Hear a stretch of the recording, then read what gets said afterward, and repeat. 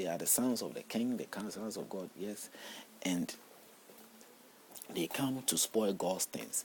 And when they sort of intervene in God's work, God then destroy all his work so that he will get rid of the children. But when he do it again, the children are always there. They are not dead. So they will come back again. That is the whole thing. Why can't God deal with his sons? That is beyond me. But at least I'm discovering the truth of the Bible, and it makes me decide whether God spoke the things there or something else did. The chances for us to realize that, is the book a deceptive book? Is the book inspired by Spirit and not necessarily God? That can be the case. In fact, that is more like the case to me than thinking that the Almighty God wrote the book. For what purpose? I cannot get that in here. In 8, as he wants to destroy everything, in 8 he says, but Noah found grace in the eyes of the Lord. He wanted to destroy everybody.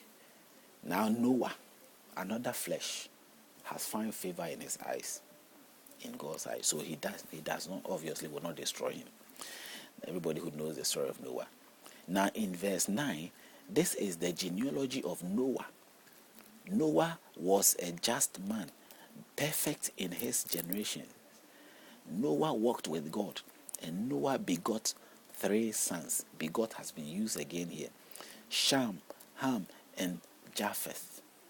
Now, the earth also, verse 11, the earth also was corrupt before God, and the earth was filled with violence. So God looked upon the earth, and indeed it was corrupt, for all flesh had corrupted their way on the earth. All flesh has corrupted their way.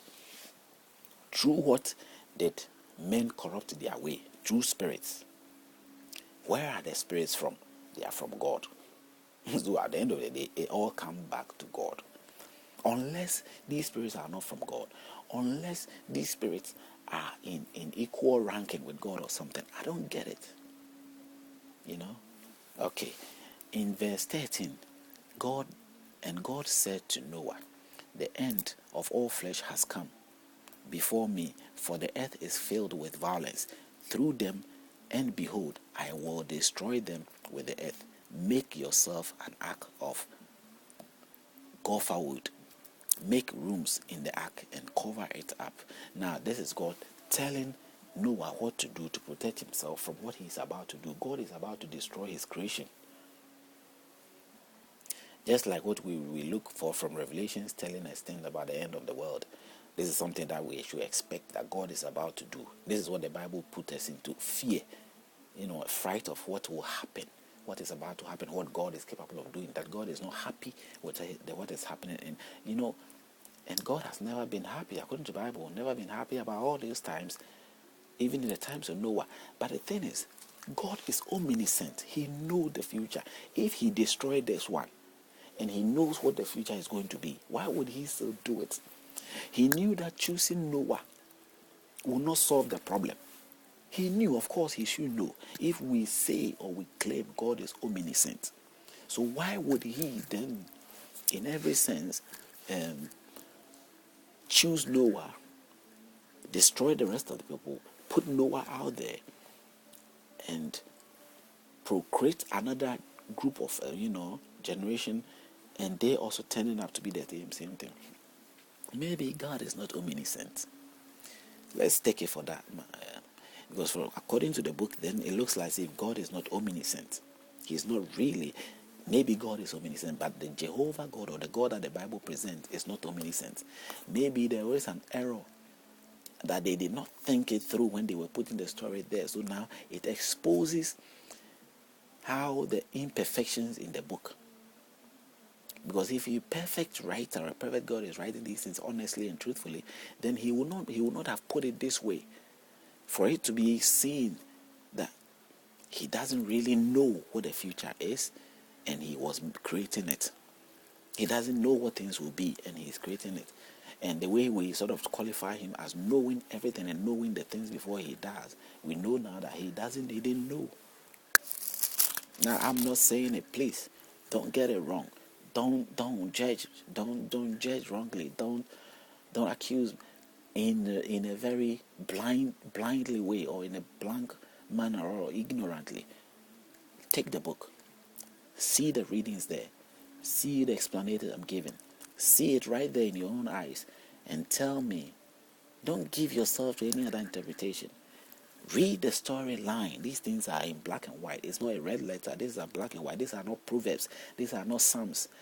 There are so many things you get from Psalms and Proverbs, which are a parable state of statement, which you cannot straightforward interpret. But these are direct storytelling. Read it. See what the story is telling you, and then you make your decisions. You see, 100 cubits, he was telling him the direction how to build the ark, something huge. And it not only Noah that went in, because God was going to destroy the beast and the man and the humans. Now he's have favor in one man, so he has to keep one man and his family and the beast, some of the beast alongside with him, so that they will live and reprogress. I mean, God could have destroyed Noah just like that. He could have destroyed everything and start afresh. After all, was it?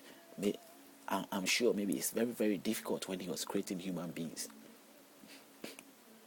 And if death, he can give death life back to human beings, then what was the risk in keeping Noah to live? He could have killed Noah and bring Noah back to life again. There's no need to build an ark and bring all the animals to put them in and all that. In the times of Jesus, God proved through him several times that he raised the dead. So if Noah were to die in the process of, what do you call it, the flood of the sea and the waters coming in, it wouldn't be no problem. He will bring Noah up again. He will raise only Noah up and leave the rest of the people to perish. Or he could create another Noah, put the Noah in there. It tells you somehow that the human life is once, and God wanted to give Noah that chance, that if Noah fall down, Noah will not rise again. He will be dead. Your chances, that's your chance. And if another new generation is coming, they are also coming to have their chances. So if the life is taken, that is the chance you've got. If a man dies and even you bring him back, maybe it's not the same man, maybe something else. A spirit will enter into the body and the person will come and live life and imitate that person in so many ways and die again and say, oh, the person rose. You see, there are so many spiritual things that happens that the ability is beyond us. That if we were to understand, maybe we will know. But that's said and done. Let's look into it. God is omnipotent. He has power which is limitless. If he can destroy all that he has done, all that he was doing, he could have create another person, start all over, make sure that this time all the mistakes will be corrected, that it won't happen again, and we wouldn't have been in this mess. And straight ahead, life would have been cool as he intended for it to be. Even right, starting from Adam to Eve, leaving them to survive now all the way to Noah, and now he picks Noah again and put Noah in an ark. Why? Because if Noah loses his life, he can't give Noah's life back. It doesn't look like maybe the God who created Noah, maybe another spirit was making Noah feel that it was God who is, directing him. And maybe all spirit, there are spirits out there who have got the power to act and do whatever they so please. And everybody there's a turn for another spirit to rule. And that spirit felt that, okay, he can create, he will just put another man there and reprocreate through that. I don't know how difficult it was to create man, that they're not willing to destroy all man. But the story didn't really say that. What the story is saying, that he felt sorry for Noah. He sort of had favor towards. He favored Noah. As he favored Noah, he gave Noah a chance. Bring animals there. He favored some of the animals and kept them in an ark so that they would live happily. And from there, they will have children and continue. And I wonder that we already know from Genesis 3, 6, 3 and all that it is his own son, spirits, that are doing that. He has no tackle with the main